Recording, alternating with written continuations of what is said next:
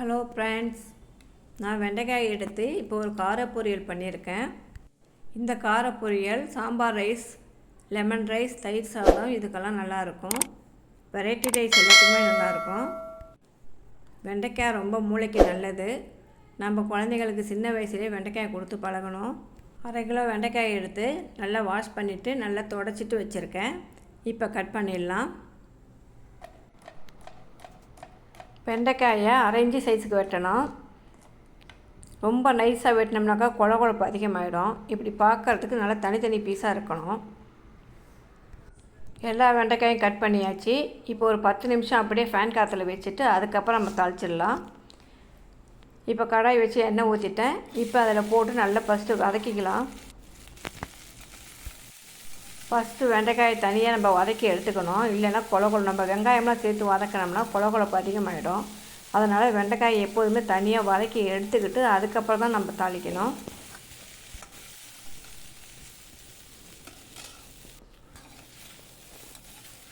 வெண்டைக்காய் பாதி வதங்கிடுச்சு. அடியில் பாருங்கள், சட்டியில் பிடிக்குது.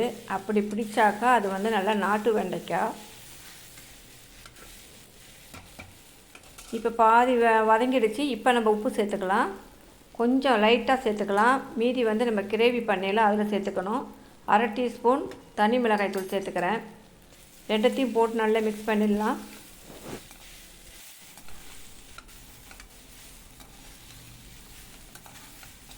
வெண்டைக்காய் நல்லா வதங்கிடுச்சு.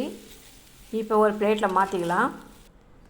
தாளிக்கிறதுக்கு ஒரு வெங்காயம் பொடிசாக கட் பண்ணியிருக்கேன். 2 பச்சை மிளகாய் கீறி வச்சுருக்கேன். ஒரு சின்ன தக்காளி, கருவேப்பிலை. வதக்கின வெண்டைக்காயை ஒரு பிளேட்டில் மாற்றி வச்சுருக்கேன். அது எப்படி பச்சை கலர் மாறாமல் இருக்குது பாருங்கள். நல்லா வதங்கி இருக்குது. கொழப்பு இல்லாமல் தனித்தனி பீஸாக இருக்குது பாருங்கள். இப்படி தான் வதக்கி எடுத்து வச்சுக்கணும். இப்போ தாளிக்கிறதுக்கு கடாய் வச்சுருக்கேன். தாளிக்கிறதுக்கு கடாய் வச்சுட்டேன். இதில் எண்ணெய் ஊற்றியாச்சு. இப்போ கடுகும் உளுத்தம்பருப்பும் போட்டுக்கலாம்.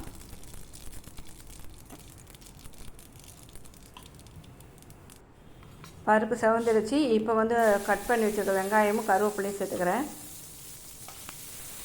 வெங்காயம் லைட்டாக வதங்கினா போதும். இது கூட கொஞ்சம் உப்பும் மஞ்சத்தூளும் சேர்த்துக்கிறேன்.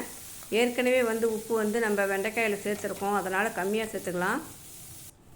வெண்டைக்காயில் நம்ம கொஞ்சம் உப்பு சேர்த்து வதக்கினா அந்த வளவளப்பு கொஞ்சம் கம்மியாகும். அதனால தான் வெண்டைக்காயில் கொஞ்சம் சேர்த்துருக்கேன்.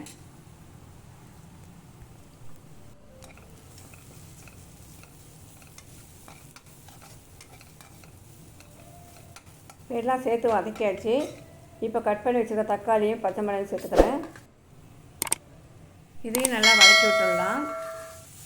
இந்த மாதிரி வெண்டைக்காய் செஞ்சால் இது சாம்பார் ரைஸ்க்கு நல்லாயிருக்கும்.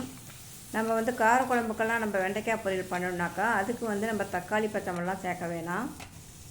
அதுக்கு வெண்டைக்காய், வெங்காயம், தேங்காய் துருவல், மிளகுத்தூள் இது 4த்தையும் வச்சு நம்ம வெண்டைக்காய் பொரியல் பண்ணோம்னா அது காரக்குழம்புக்கு நல்லாயிருக்கும். இப்போ வதங்கிடுச்சு. இது கூட 1 டேபிள் ஸ்பூன் மிளகாத்தூள் சேர்த்துக்கிறேன். குழம்பு மிளகாத்தூள்.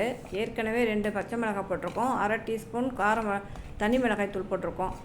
இப்போ எல்லாம் சேர்த்து இதை வதக்கிட்டு இது மசியறதுக்கு கொஞ்சம் வேகிறதுக்காக 1/2 கிளாஸ் தண்ணி ஊற்றிக்கிறேன்.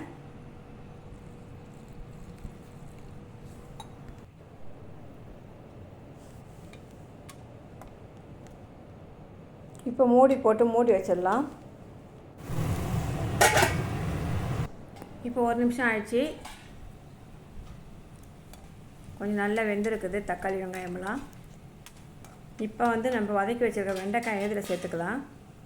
மீதம் இருக்கிற தண்ணியில் அந்த வெண்டைக்காய் வெந்துடும். வெண்டைக்காயில் எல்லா கிரேவியும் படுற மாதிரி நல்லா பரட்டி விட்டு கிண்டி விட்டுட்டு உப்பு பத்தலைன்னா போட்டுக்கலாம். நான் போட்ட உப்பு கரெக்டாக இருக்குது.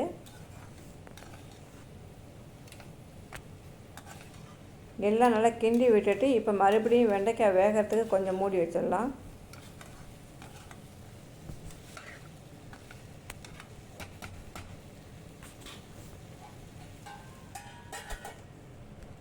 வெண்டைக்காய் வெந்திருக்கும். இப்போ திறந்து பார்ப்போம்.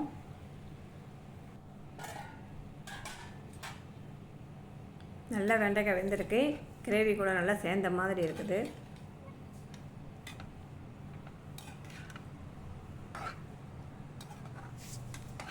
நான் வாசனைக்காக 2 பூண்டு பல் தட்டி அதில் போடுறேன். உங்களுக்கு பூண்டு வாசனை பிடிக்கணுன்னா நீங்கள் போடுங்க. இல்லைன்னா தேவையில்லை. பூண்டு போட்டாக்கா கொஞ்சம் நல்லா வாசனையாக இருக்கும்.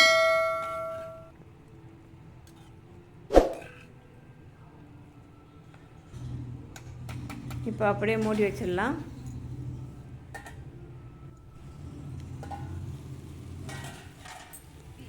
இப்போ வெண்டைக்காய் கிரேவி ரெடி ஆயிடுச்சு.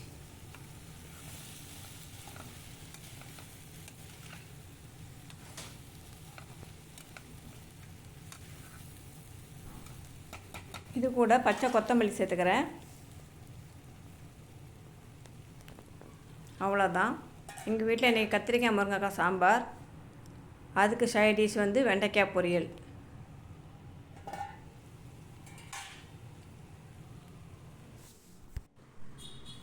நீங்கள் இந்த மாதிரி வெண்டைக்காய் செஞ்சிங்கன்னா சாப்பாட்டுக்கு மட்டும் இல்லை, சூடாக எடுத்து நம்ம வெறுசாகவே சாப்பிட்லாம்.